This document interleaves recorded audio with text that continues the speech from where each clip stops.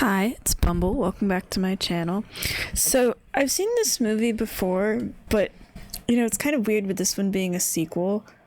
But in terms of the level of quality between like the original Lion King and this one, and I get that this one, well, I'm assuming this is one of those like direct to DVD sequels, but I'm not completely sure because there was like a lot of like Disney movies that got those kind of sequels or got like a ton of sequels, like Aladdin being a trilogy, and same with I think like Cinderella and stuff. And I remember I went through like a bunch of the sequels like years ago.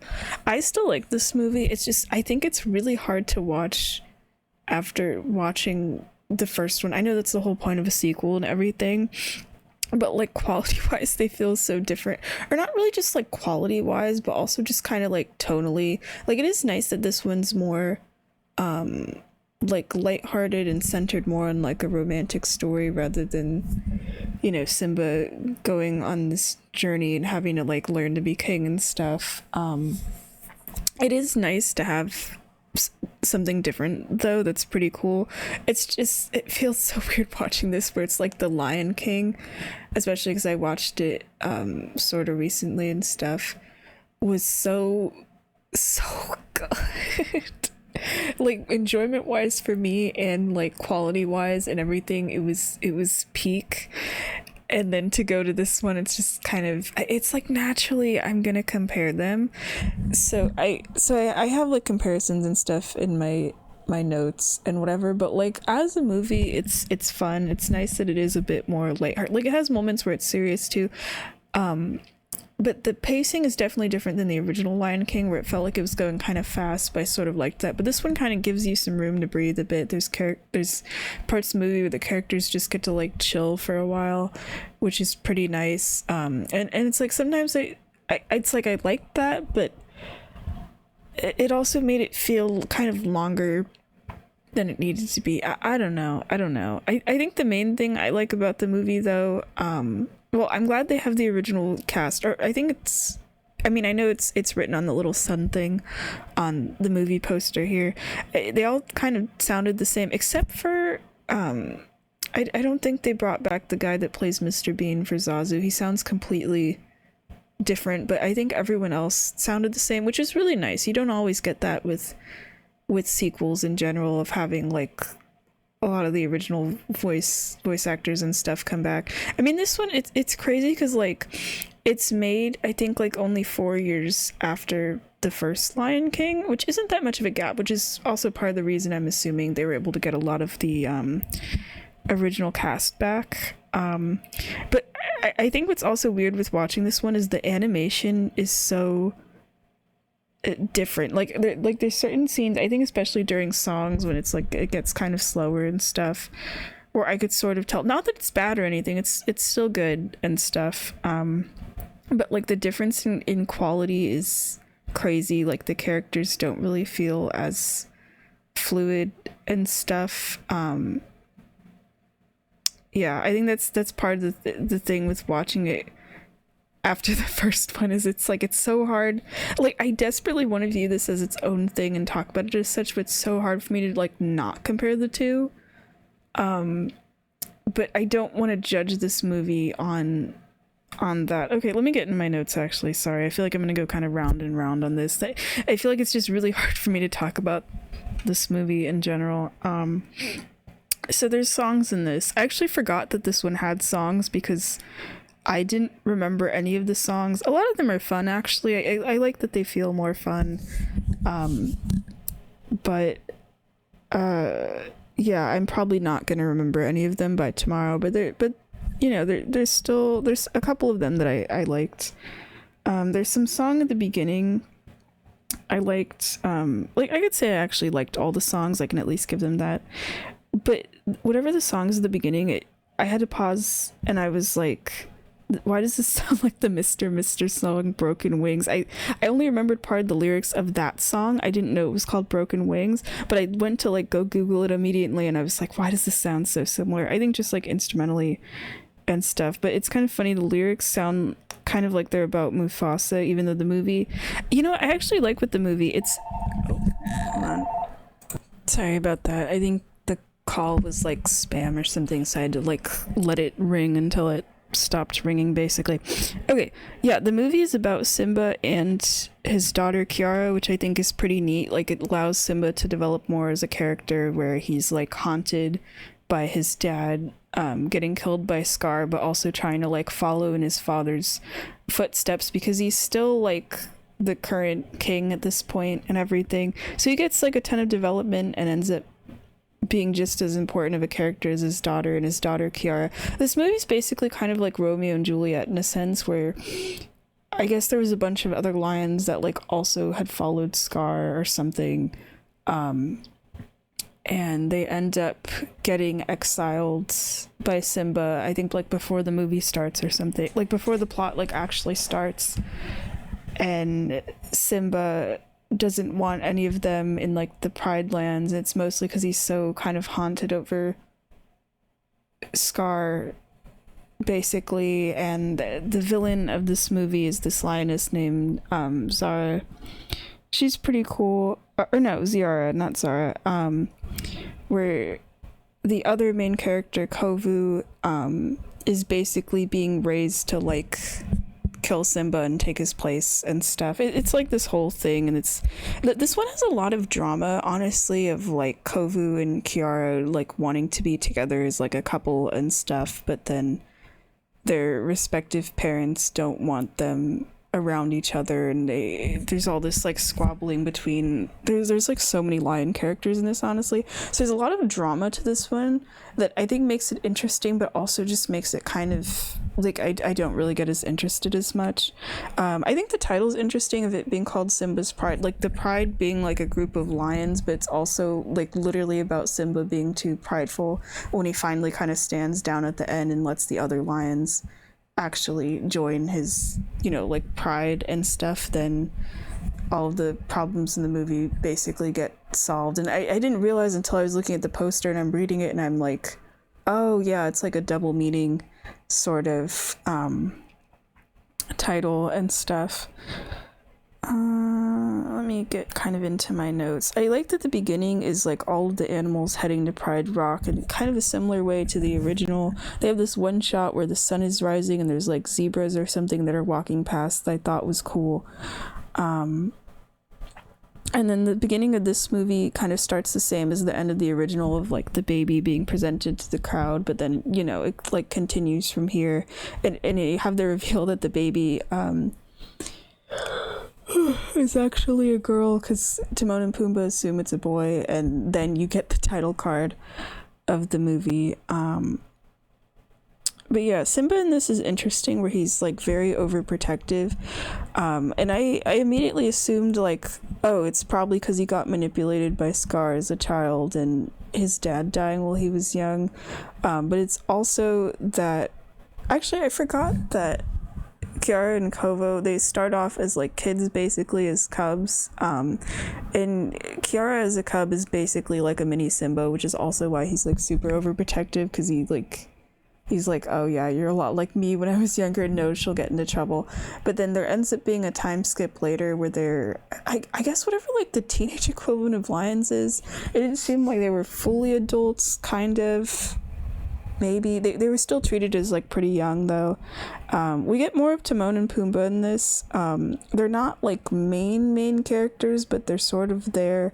It's like kind of weird where it's like they're more developed, like they get to do more important things, but like they're still the comic relief, where they're like kind of Kiara's babysitters early on that end up getting kind of like the same role that Zazu had. Basically, they're kind of in that. Zazu's also in this movie, but not really for much of it, which I'm fine with, because I always found him like a little annoying. But Timon and Pumbaa here, I don't know, with this movie, they just don't really feel as funny as like the first one, so that was kind of a bummer. I think my two favorite things with this movie probably are Zira as the villain, where she's like one of the banished lions, and her raising Kovu supposedly being chosen by Scar as his like successor or whatever, and Zira is so obsessed with trying to like avenge Scar that she doesn't actually really care about Kovu. She has other kids though. There's like an older male lion and like a younger female one. So I think she has like 3 kids. Though you do get to see that one of them like dies halfway through, and she does get like legitimately upset about it. But the favorite is obviously like Kovu, for a reason. But I think she's a cool villain. She does end up getting a villain song that I liked. I like how it's kind of referred to as a lullaby, but it doesn't actually sound like a lullaby. I still think Be Prepared is a better song, but I think mostly because it also has the dramatic lighting and stuff. But this one's good too. But like I said, I just really like Disney villain songs anyway. But she's a cool character. And then I also really like, the main thing with the movie being like Kiara and Kovu going from like friends to lovers sort of thing, and bonding about how neither of them kind of wants their roles of being like royalty in a sense, or at least Kiara doesn't, and Kovu being like raised to hate Simba and to want to kill him, but he doesn't actually want to. He's like a pretty nice guy and stuff, and they get some really nice scenes together. There's a scene where they're stargazing later on in the movie that I think was pretty much my favorite. But I also find their dynamic interesting. Like, even when they're young, you can sort of see it where, like, Kiara is kind of like a mini Simba, being very kind of playful and mischievous and whatever. And then Kovo, you can see, like, has never really had, like, a friend before and doesn't know how to play because he's basically raised to, like, avenge Scar and whatever. He isn't really allowed to do anything fun. And that even kind of continues when they're older too. Like with the stargazing scene, they're like looking at stars, and Kiara's like, oh, that one kind of looks like a bunny or whatever, and Kovu sees one is like, oh, that one looks like 2 lions fighting over like a scrap of meat or whatever. Like they were raised very differently and stuff, and the movie kind of touches on that a bit. A lot of the songs in this, they felt really chill actually, which was kind of nice. I feel like the way I could describe them for me is that they're songs I could put on like in the background while I'm like doing stuff, but I'm not gonna like remember any of them by name. But I do like that more and more kinds of characters get to sing. Like there's a song later in the movie when it's just all the animals, and I mean like like the ones that aren't really important, like the giraffes and the zebras and the antelope and whatever. They all sing this song where they basically hate on Kovo and oh gosh, I keep forgetting his name. The monkey, the one that kind of like knows everything and is able to like is like kind of the advisor and stuff. He has more of an important role, which is cool. He gets a song. He gets kind of a weird song where he knows ahead of time, because he knows everything about Kiara and Kovu, that they'll end up together. Like he figures that out like really early on, and then he ends up having a song where he's like trying to get them together as a couple in a way that kind of reminded me of Kiss the Girl a little bit, but it didn't really feel like a love song to me because there's so much like heart imagery and it feels so kind of forced. But Kiara and Kovu do get kind of a sort of romantic duet. I don't remember how romantic it was with the lyrics, but it was the song that reminded me the closest to like Can You Feel the Love Tonight, and both of them being like really chill. So I'm glad we end up getting something like that later. But yeah, the singing in this is all good. I just don't feel like the songs are like completely rememberable to me. But yeah, there's a ton of lion characters in this. I mentioned a couple of them, the ones that are sort of part of the outcast group. I didn't really care about any of them. I also felt that the pacing of this was kind of slow, like probably because there's like so much drama in this. Like I said, it's sort of similar to like Romeo and Juliet in a way, but it's still very fun. And I like that. I actually completely forgot that there was a time skip in this, but that Kiara and Kovu end up getting to meet as children, and then they don't get to meet again until they're older. And the way they get to see each other again is also kind of cool, where there's like this huge fire and Kiara ends up in trouble, and it's like our first time. Well, no, we'd seen Kovu already as an adult, where he is repeating to Zero about like, oh, I have to go and kill Simba and whatever, and and then but then you get to see him again when he's not around her, and he actually chooses, like, first thing you see him do is like literally save Kiara's life. He recognizes her immediately and everything. So that was pretty nice, to show that, like, deep down he kind of hasn't really changed much. I like the scene when Simba has this nightmare about Scar killing his dad and thinking because of that like Kovu will betray him. And they do set up a betrayal scene where it's like the villain sort of a couple steps ahead and makes it seem like a betrayal, but Kovu didn't do anything, and because he ends up getting to live with Simba and his like pride and stuff for a while, and that's one of my favorite parts of the movie, because it means he actually gets to like hang out with Kiara and stuff. I feel like that's when the movie finally gets more fun, when they get to just actually bond, because they're like the main characters of the movie and stuff. Oh yeah, and then it's the stargazing scene, which I talked about a little bit. The music in that scene is really nice, actually. And the characters sort of have a bit of like a heart-to-heart of, because I didn't remember with this movie if Scar actually was Kovu's dad or not, but he says that he's like not or something, and he's like telling Kiara of like, oh, I have this supposedly inner darkness in me or whatever. Like the entire movie, Kovu is being raised to be like a killer and whatever, and to end up becoming king eventually or something, and sort of like follow in Scar's footsteps, but he doesn't want to, and he's like actually a good person, and it's like this sort of inner turmoil throughout the whole movie. It's kind of like the same way as Simba, because he's desperately trying to be like Mufasa, to the point where the other characters call him out on it, and how he needs to kind of like make his own judgments. They're sort of going through like similar character growth.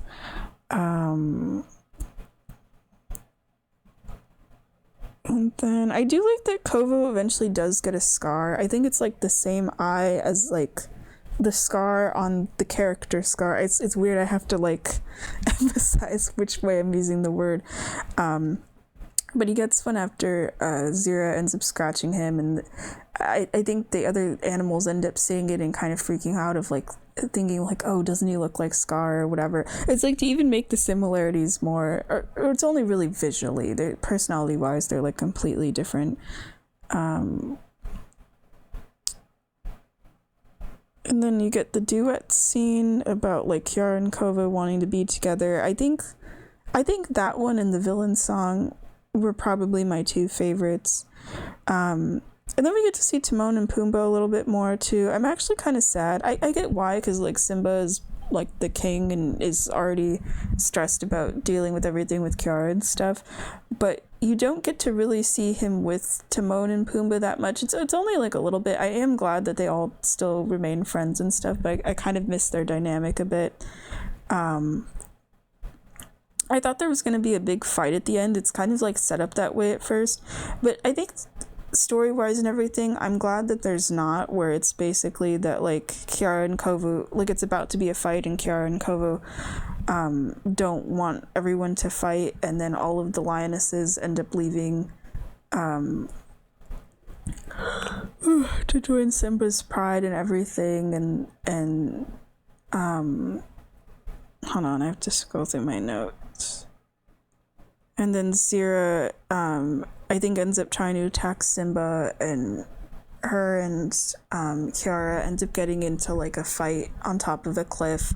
And I like that it mirrors the whole like Mufasa and Scar thing, except like the person that's good is the one that's on the top, and the person that's kind of evil is the one clinging to the rocks not to fall. And Kiara actually does try to save her, and then Zira, I think she like chooses to fall down or something, or it doesn't work or whatever, and Kiara's a bit sad about it, but then the movie like continues and stuff, and I like that everyone ends up together at the end, and then you get to hear Mufasa, and he tells Simba like, well done, because like at an earlier part of the movie, Simba looks up to the stars and he's like desperately trying to get his father's advice, which I'm actually glad that in this movie he isn't able to, of that he's able, it kind of forces him to like figure things out on his own. I mean, he does have Nala down. Oh yeah, I forgot that Nala's in this movie as well. I liked her character here too. She has like a smaller role than in the original Lion King, because it's supposed to focus more on like Simba and Kiara and stuff, but I like that Nala is able to kind of give Simba advice as well, especially the beginning. They have this conversation I liked where Simba, is like constantly really worried about Kiara, and Nala's like, you need to chill out, she's gonna be okay, it's gonna be fine and stuff. And they have this conversation about how, like, when they were younger, of getting into trouble, and Nala's like, yeah, you were the one that was getting us both into trouble and whatever. I always like those two, honestly. But yeah, that's pretty much my thoughts on the whole movie. I thought it was pretty good. I feel like my advice with this movie, if you decide to watch it, or if you've seen it or whatever, if you want to rewatch it, watch it as far away from the first one as you can, like timing wise.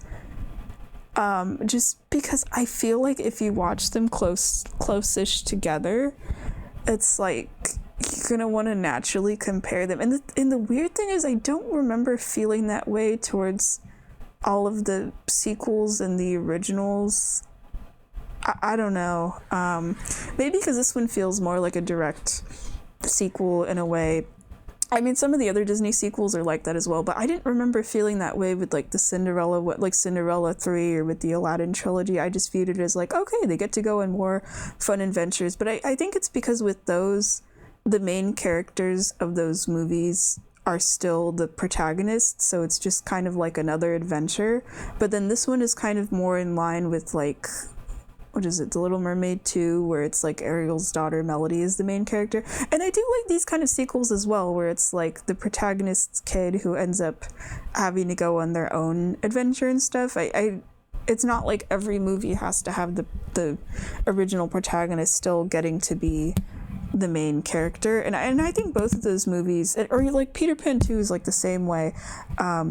I think all of those concepts are fun. I like that they do try to be different. It's just kind of hard to not compare them when the journeys of like the original characters and the kids are set up in like such a similar way, if that makes sense, compared to like some of the ones like Aladdin or Cinderella, where it's just like, okay, this is just another adventure the original protagonist has to deal with. I feel like that makes the sequels, depending on who the main character is in that sense, just have like a different vibe. But they're all really fun. You know what? Like, I actually really, really like the Aladdin trilogy as an example. Now I kind of want to watch those again. And I'm not saying I'm gonna watch every single like sequel, because there's a lot of them. Actually, this one I only wanted to watch just because The Lion King was so good, and I kind of just wanted more. But this is a fun sequel. I prefer having these sequels where they do try to do something different than having more of the live action remakes where it's just like, we're gonna make literally the same thing. Like this was good. I enjoyed this one. So yeah, I think the next movie I'm gonna do is probably Beauty and the Beast. I just have to find some time for that. Make sure I got access to the DVD player and such. And then I don't know, I kind of want to just keep watching more Disney movies if I can. Yeah, because I'm recording these all kind of like out of order. I spent a week at my aunt's house where I got to go on Disney Plus and watch like a whole bunch of movies. So I'm gonna just kind of be spreading out a lot of those reviews and stuff. All right, see you next time. Bye bye.